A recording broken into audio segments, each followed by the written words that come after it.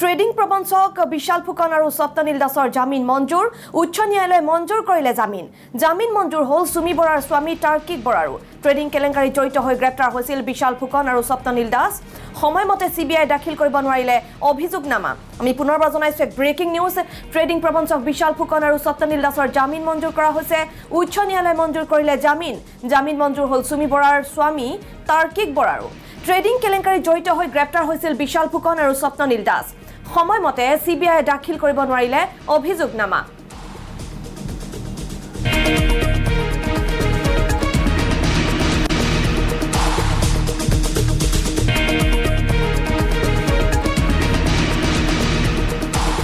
আৰু অৱশেষত ট্ৰেডিং প্ৰবঞ্চক বিশাল ফুকন আৰু স্বপ্ননীল দাসৰ জামিন মঞ্জুৰ কৰা হৈছে উচ্চ ন্যায়ালয়ে মঞ্জুৰ কৰিলে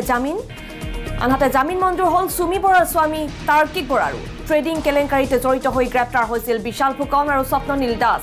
সময়মতে সিবিআইয়ে অভিযোগনামা দাখিল কৰিব নোৱাৰাৰ বাবে জামিন লাভ কৰিলে বিশাল ফুকন স্বপ্ননীল দাস আৰু সুমি বৰাৰ স্বামী তাৰ্কিক বৰাই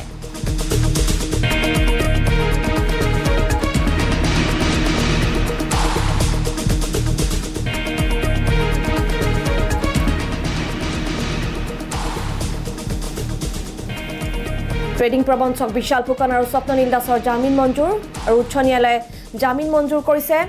আনহাতে জামিন মঞ্জুৰ হৈছে সুমি বৰাৰ স্বামী তাৰ্কিক বৰাৰো কেইবাবাৰো জামিন আবেদন খাৰিজ কৰাৰ পাছত অৱশেষত জামিন লাভ কৰিছে বিশাল ফুকন স্বপ্ননীল দাস আৰু সুমি বৰাৰ স্বামী তাৰ্কিক বৰাই সিবিআই সময়মতে অভিযোগনামা দাখিল কৰিব নোৱাৰিলে যাৰ বাবে অৱশেষত মুকলি আকাশৰ তললৈ বিশাল ফুকন স্বপ্ননীল দাস আৰু সুমি বৰাৰ স্বামী তাৰ্কিক বৰা জামিন মঞ্জুৰ কৰা হৈছে তিনিজনৰ ট্ৰেডিং প্ৰবঞ্চক বিশাল ফুকন স্বপ্ননীল দাস আৰু ইতিমধ্যে জামিন মঞ্জুৰ কৰা হৈছে সময়মতে অভিযোগনামা দাখিল কৰিব নোৱাৰিলে সিবিআই যাৰ ফলত জামিন লাভ কৰিছে এই তিনিজনে আৰু এই বিষয়ে আমি অধিক জানিবলৈ চেষ্টা কৰিম ফোন লাইনত আমি এই মুহূৰ্তত সংযুক্ত হৈছোঁ আমাৰ জ্যেষ্ঠ সাংবাদিক বিমান কলিতাৰ সৈতে বিমান বাৰে বাৰে মুখ ঠেকেচা খাইছিল আদালতৰ দ্বাৰত আৰু অৱশেষত জামিন মঞ্জুৰ কৰা হ'ল সিবিআই সময়মতে অভিযোগনামা দাখিল কৰিব নোৱাৰিলে যাৰ বাবে মুকলি আকাশৰ তলত এই তিনি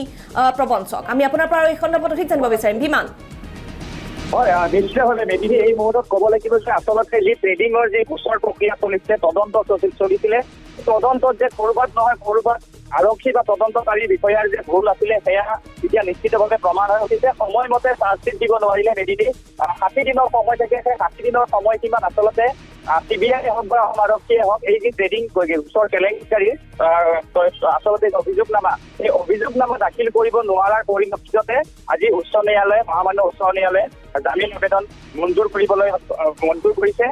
আৰু বাৰম্বাৰ বিশাল হওক তাৰ্কিক হওক বা স্বপ্ননীল হওক এই আটাইকেইজন অভিযুক্ত যেতিয়াৰ পৰা চিবিআইয়ে এই তদন্ত প্ৰক্ৰিয়া হাতত লৈছিলে তদন্ত চলিছিলে এই তদন্ত প্ৰক্ৰিয়া আৰম্ভ হৈছিলে কিন্তু তাৰ পাছত যি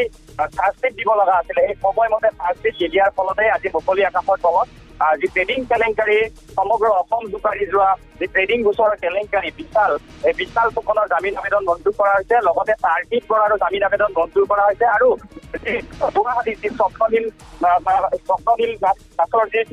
কেলেংকাৰী আছিলে সেই কেলেংকাৰীটো আজি জামিন মঞ্জুৰ হৈছে স্বপ্ননীলৰ আৰু স্বপ্ননীলৰ লগতে অভিজিত চান্দাৰো যি ট্ৰেডিং গোচৰত নাম সাঙুৰ খোৱা অভিজিত চান্দাৰো জামিন আবেদন মঞ্জুৰ কৰিছে উচ্চ ন্যায়ালয়ে আৰু তিনিজনৰ জামিন আবেদন নাকচ কৰিছে চন্দন নাথ শোভনজ্যোতি কৰ্মী আৰু ৰঞ্জিত ডেকাৰ জামিন আবেদন বৰ্তমান উচ্চ ন্যায়ালয়ত নাকচ কৰা হৈছে এই মুহূৰ্ততো যি অৰ্ডাৰ কোৰ্টৰ পৰা অহা নাই কিন্তু যি তথ্য আমি লাভ কৰিছো এই তথ্য অনুসৰি এই মুহূৰ্তলৈ যি ট্ৰেডিং কেলেংকাৰীৰ 7জনকৈ অভিযুক্তৰ আজি শুনানি আছিলে আজি ৰায়দান আছিলে আৰু সেই ৰায়দানত অৱশেষত বিশাল তাৰ্কিক আৰু স্বপ্ননীল বৰাই জামিন আবেদন লাভ কৰি জামিন মঞ্জুৰ হৈছে আৰু তিনিজনৰ ৰিজেক্ট কৰা হৈছে আৰু যি ট্ৰেডিং কেলেংকাৰী যি গোচৰ প্ৰক্ৰিয়া ইতিমধ্যে চলি আছে চিবিআই হাতত এই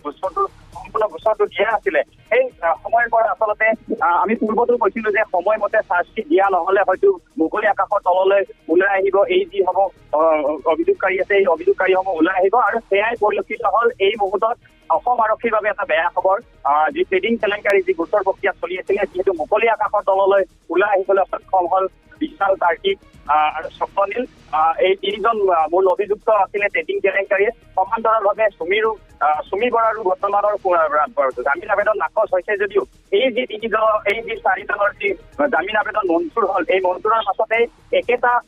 প্ৰচেছতে হয়তো সুমি বৰাও মুকলি আকাশৰ তললৈ ওলাই আহিব, সমান্তৰালভাৱে দীপাংকৰ বৰ্মনো হয়তো ওলাই আহিব। এনেধৰণৰ এতিয়া ট্ৰেডিং কেলেংকাৰীৰ যি তদন্তকাৰী বিষয়াসকলে যিসমূহ অভিযোগনামা দাখিল কৰিছে, সেই তথ্যৰ ভিত্তিতে আজি আদালতৰ এই ৰায়দান আছিলে আৰু আদালতৰ ৰায়দানত এই মুহূৰ্তত মুকলি আকাশৰ তললৈ ওলাই আহিবলৈ সক্ষম হৈছে ট্ৰেডিং কেলেংকাৰী অন্যতম যি অভিযুক্ত বিশাল ফুকন যথেষ্ট চৰ্চাত আছিলে। বিশাল ফুকনৰ সম্পত্তিৰ যি তালিকাও ইতিমধ্যে প্ৰস্তুত কৰিছিলে অসম আৰক্ষীয়ে হওক, বিভিন্ন স্থানত তেওঁলোকৰ সম্পত্তি বাজেয়াপ্ত কৰিছিলে আৰক্ষীয়ে আৰু তাৰ সমান্তৰালভাৱে সঠিক সময়মতে এই যি চুক্তিৰ বিৰুদ্ধে অভিযোগনামা সম্পূৰ্ণভাৱে দাখিল কৰিব নোৱাৰাৰ পৰিপ্ৰেক্ষিততে আজি মুকলি আকাশৰ তললৈ ওলাই আহিবলৈ সক্ষম হৈছে। এনেদৰে ইয়াৰ পূৰ্বে যি ৰঞ্জিত কাকতি আছিলে, সেই ৰঞ্জিত কাকতিও উচ্চ ন্যায়ালয়ত জামিন আবেদন মঞ্জুৰ হৈছিলে, তাৰ পাছত অম্লান বৰাৰ জামিন আবেদন মঞ্জুৰ হৈছিলে আৰু পৰৱৰ্তী সময়ত বিশাল ফুকনৰ যিটো শুনানি আছিলে, সেই ৰায়দানটো ৰিজাৰ্ভ কৰি ৰখা হৈছিলে। ইয়াৰ পূৰ্বেও কেইবাটাও ৰায়দানৰ দিন আছিলে যদিও সেয়া ৰিজাৰ্ভ কৰি ৰখা হৈছিলে, কিন্তু অৱশেষত আজি তাৰিখটো ধাৰ্য কৰা হৈছিলে যে বিশাল বাৰ্ষিক আৰু ষষ্ঠ দিনৰ যি ৰায়দানৰ আজিৰ দিন ধাৰ্য কৰা হৈছিল আৰু আজিৰ দিনটোতে এটা কথা স্পষ্ট হৈ পৰিছে যে সময়মতে যি অভিযোগনামা দাখিল কৰিব নোৱাৰাৰ পৰিপ্ৰেক্ষিততে আদালতত আজি জামিন আবেদন তেওঁলোকৰ মঞ্জুৰ হৈছে। এতিয়া এই যি সমগ্ৰ গোচৰ প্ৰক্ৰিয়া CBI কেনেদৰে